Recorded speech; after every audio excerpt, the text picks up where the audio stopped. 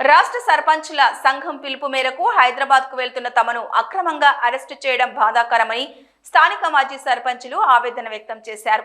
చలో అసెంబ్లీ కార్యక్రమానికి పెద్దపల్లి జిల్లా నుండి బయలుదేరుతున్న సమయంలో తమ ఇళ్లలోకి వచ్చి ఎక్కడికక్కడ అరెస్టు చేసి పోలీస్ స్టేషన్కు తరలించడం ఎంతవరకు సమంజసమని వారు ఈ సందర్భంగా ప్రశ్నించారు. ఈ సందర్భంగా వారు మాట్లాడుతూ ఏ కారణం లేకుండా తమను అక్రమ అరెస్టులు చేయడం చట్టవిరుద్ధం కాదా అని అన్నారు. బీఆర్ఎస్ పార్టీ సర్పంచులుగా ఈ ఘటనను తీవ్రంగా ఖండిస్తున్నామన్నారు. తాము సర్పంచులుగా ఉన్న కాలంలో గ్రామాలకు పనులు సేవ చేయడంతో పాటు గ్రామాల అభివృద్ధి పనులు చేసి నిధులు అడిగితే అరెస్టులు చేయడం విడ్డూరంగా ఉందన్నారు. అభివృద్ధి పనుల బిల్లులు అడిగితే అరెస్టు చేయడం హేయమైన చర్యగా భావిస్తున్నామన్నారు. మా పెండింగ్ బిల్లులు వెంటనే విడుదల చేయాలని వారు ఈ సందర్భంగా డిమాండ్ చేశారు. చలో అసెంబ్లీ ముట్టడి కార్యక్రమానికి బయలుదేరడం జరిగింది. సర్పంచుల బిల్లులు పెండింగులు ఉన్నందున మేము అసెంబ్లీ ముట్టడి కార్యక్రమం బయలుదేరిన సర్పంచులు అందరినీ ఇంటి వద్దనే అక్రమంగా అరెస్టు చేసి ఎక్కడి పోలీస్ స్టేషన్ల వాళ్ళని అక్కడనే పోలీస్ స్టేషన్లో తరలించడం జరిగింది. ఈ తరలించడం చట్టవిరుద్ధ నేరం.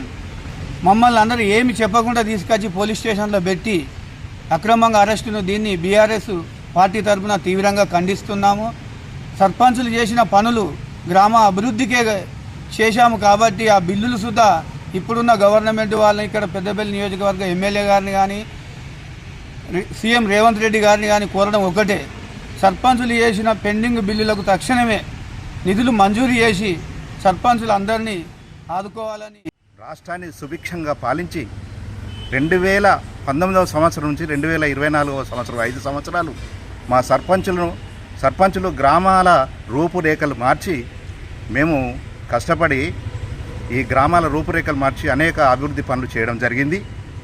కానీ మాకు ఈరోజు మా ఈ పెద్దపల్లి పోలీస్ స్టేషన్ నుండి అక్రమంగా ఎప్పుడైతే ఈ సర్పంచులందరూ ఈరోజు రాష్ట్రంలో అసెంబ్లీ ముట్టడికి వెళ్తున్నారో అటువంటి వాళ్ళను ఇంటి వద్దనే అరెస్ట్ చేసి పోలీస్ స్టేషన్ తీసుకురావడం జరిగింది. ఈ బీఆర్ఎస్ సర్పంచులను అక్రమంగా అరెస్ట్ చేసి పోలీస్ స్టేషన్ తీసుకురావడం మేము పూర్తిగా ఖండిస్తున్నాము.